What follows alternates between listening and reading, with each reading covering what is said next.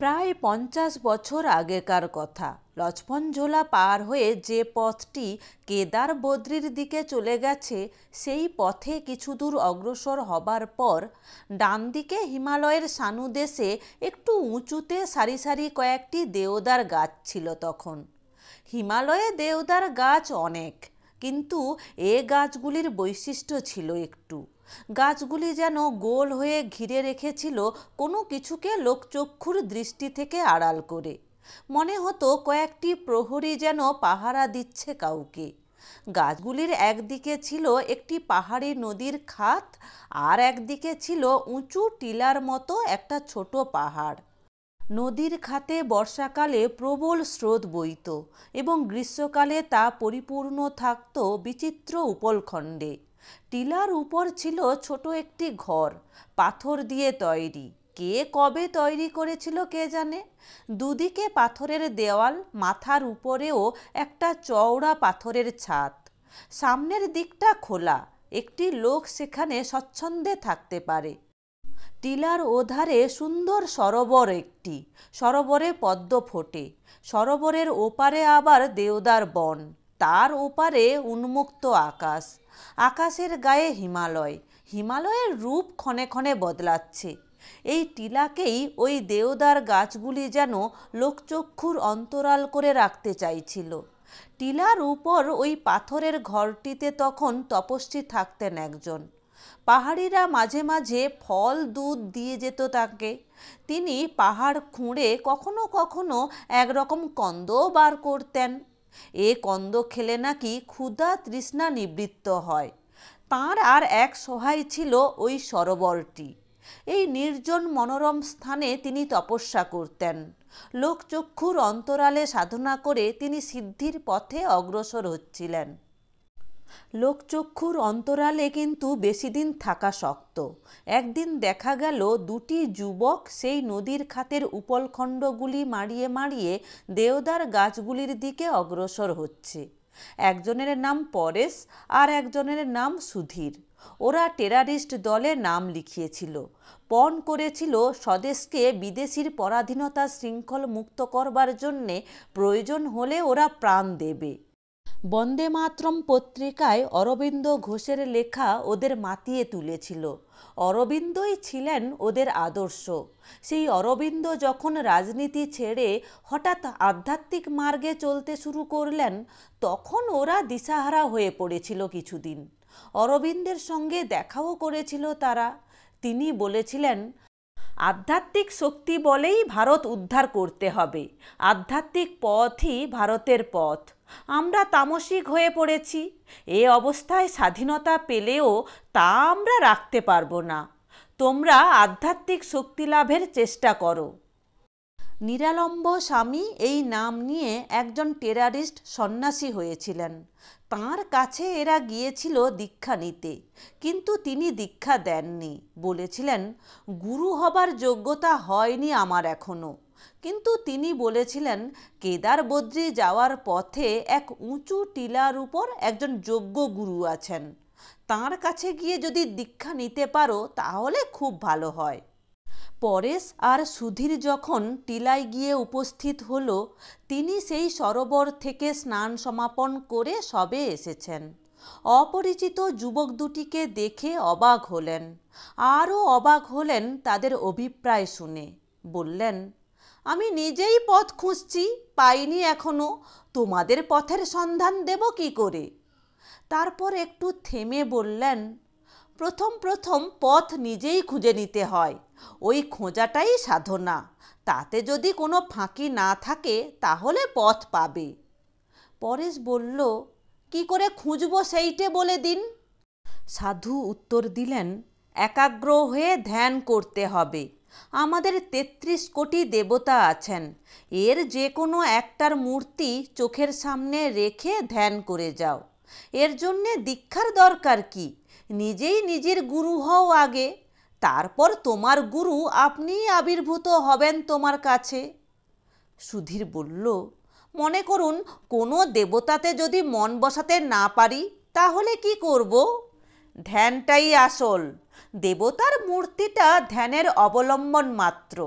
দেবতায় যদি মন না বসে তাহলে কোনো একটা আদর্শে মন বসাও। তাও যদি না বসে একটা প্রশ্ন নিয়ে চিন্তা করো, ভাবো আমি কোথা থেকে এসেছি, কোথায় যাব, কেন এসেছি। এই প্রশ্নটাকে আঁকড়ে থেকে ধ্যান করো। মন প্রথম প্রথম বসবে না, মনকে ভেসে যেতে দাও, তারপর আবার ফিরিয়ে আনো তাকে।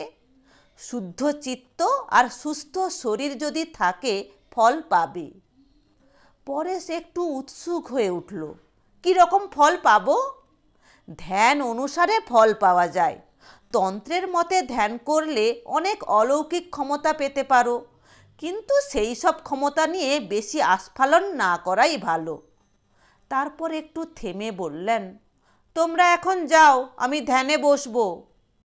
লক্ষ্মণ ঝোলার কাছে একটি চটিতে আশ্রয় নিয়েছিল তারা, সেইখানেই ফিরে গেল। পরদিন এসে দেখল সাধু সেখানে নেই। অনেকক্ষণ বসে থেকেও তাঁর দর্শন পাওয়া গেল না। পরেশ বলল, কতক্ষণ বসে থাকবে তাঁর জন্যে? সুধীর উত্তর দিল, যতক্ষণ না আসেন। আমি অতক্ষণ অপেক্ষা করতে পারবো না ভাই, বাবার অসুখ দেখে এসেছি, তাড়াতাড়ি ফিরতে হবে। বেশ যাও তুমি, আমি অপেক্ষা করব তাঁর জন্যে। পরেশ চলে গেল, সুধীর বসে রইল। দীর্ঘ 25 বছর পর আবার দেখা হলো দুজনের বারাণসী তীর্থে। পরেশ তখন আর পরেশ নেই, তিনি তখন স্বামী কৈবলানন্দ হয়েছেন। থলথলে মোটা চেহারা, মুখময় কাঁচা পাকা গোঁফ দাড়ি, কপালে বড় সিঁদুরের টিপ, পরিধানে রক্তাভ গৈরিক। গঙ্গা স্নান করে ফিরছিলেন, হাতে বড় তামার কমণ্ডলু, পায়ে সুদৃশ্য খড়ম। তাঁর মাথায় একটি লোক বিরাট ছাতা ধরে আছে পিছন থেকে। তাকে দেখে পথিকরা সভয়ে সসম্ভ্রমে সরে যাচ্ছে। আর একটি রোগা গোছের লোক তাঁর পিছন পিছন আসছিল। তারও মুখে সামান্য কাঁচা পাকা দাড়ি, পরনে আধময়লা ছেঁড়া কাপড় একখানা, খালি পাগুলো ফেটে ফেটে গেছে, কিন্তু তার মুখে শিশুসুলভ হাসি, চোখে দুর্লভ জ্যোতি। সমস্ত মুখমণ্ডল যেন অপরূপ আনন্দে উদ্ভাসিত। লোকটি হঠাৎ এগিয়ে এসে প্রশ্ন করল, আরে পরেশ নাকি? স্বামী কৈবলানন্দ থমকে দাঁড়িয়ে পড়লেন। আপনি কে? আমি সুধীর। তোমার চেহারা অদ্ভুত রকম বদলে গেছে, তবু চিনে ফেলেছি ঠিক। তুমি এখানেই থাকো নাকি? কৈবলানন্দ খানিকক্ষণ অবাক হয়ে চেয়ে রইলেন। তারপর তিনিও চিনতে পারলেন সুধীরকে। ও সুধীর, কী আশ্চর্য, কতদিন পরে দেখা হলো। হ্যাঁ, আমি এখানেই থাকি, আশ্রম করেছি একটা, এসো আমার সঙ্গে। সুধীর কিছু না বলে মৃদু মৃদু হাসতে লাগলো কেবল। তার চোখে মুখে কেমন একটা দুষ্টুমি মাখা হাসি উঁকি ঝুঁকি দিতে লাগলো। তোমার আশ্রমে যেতে বলছো? চলো না। দাঁড়াও তাহলে একটু, দুটো ফুলুরি বেগুনি কিনে নি, পাহাড়ে এসব খেতে পাই না। তুমি খাবে? কৈবলানন্দ একটু যেন অপমানিত বোধ করছিলেন। বললেন, সন্ন্যাসীরা রাস্তার জিনিস খায় না। আমি খাবো, তুমি না করো, তৈলঙ্গ স্বামী আমায় সমর্থন করবেন। ফুলুরি বেগুনি খেতে খেতে সুধীর স্বামী কৈবলানন্দের পিছু পিছু যেতে লাগলো। কৈবলানন্দ গম্ভীর, সুধীরের চোখে মুখে অপরূপ হাসি। হঠাৎ সে প্রশ্ন করল, ছাতাটা লাল করেছ কেন? কালো ছাতাই তো ভালো। কৈবলানন্দ কোনো উত্তর দিলেন না। একটু পরে বেশ বড় একটি হর্মের সম্মুখে এসে দাঁড়ালেন কৈবলানন্দ। ভিতর থেকে একটি চাকর ছুটে এসে তাঁর খড়মশুদ্ধ পায়ের উপর এক বালতি গঙ্গাজল ঢেলে দিল। তুমিও পাটা ধুয়ে নাও সুধীর, রাস্তার পায়ে আশ্রমে ঢোকা ঠিক নয়। পা ধোবো? আচ্ছা বলছো যখন। আর এক বালতি জল এলো। সুধীর চাকরের হাত থেকে বালতিটা নিয়ে নিজেই পা ধুয়ে ফেলল। চলো এবার। ভিতরে প্রকাণ্ড পাকা উঠান।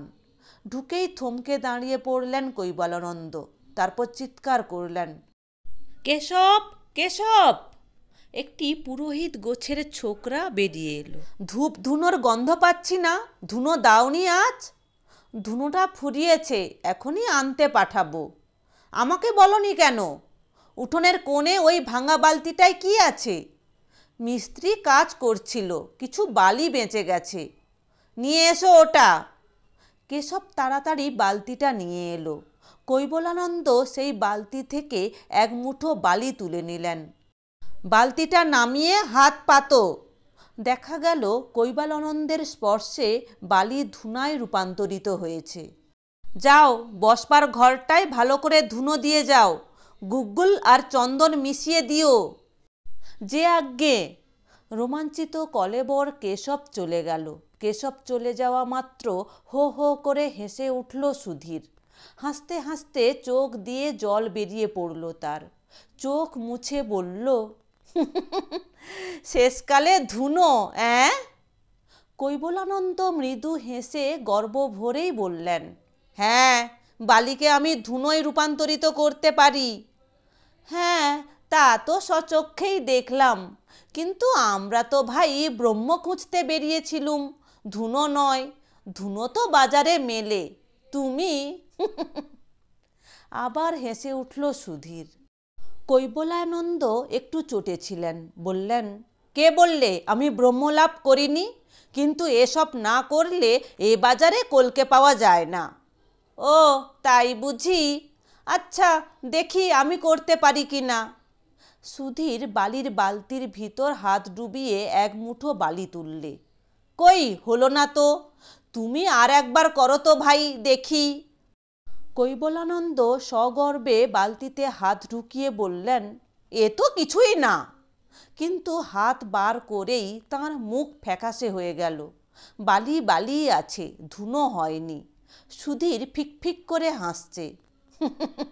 আচ্ছা ভাই, চললুম। এর মধ্যেই যাবে কি? এতদিন পরে দেখা, কোথায় আছো তুমি? আমি সেই পাহাড়ে, সেই পদ্মপুকুরের ধারে ঘুরে বেড়াচ্ছি। কিছু পেয়েছো? কিছু না, খুঁজছি এখনো। গুরুদেব ওইখানেই আছেন? না, তিনি পরে ফেরেননি, তিনি আরও উপরে উঠে গেছেন। চললুম।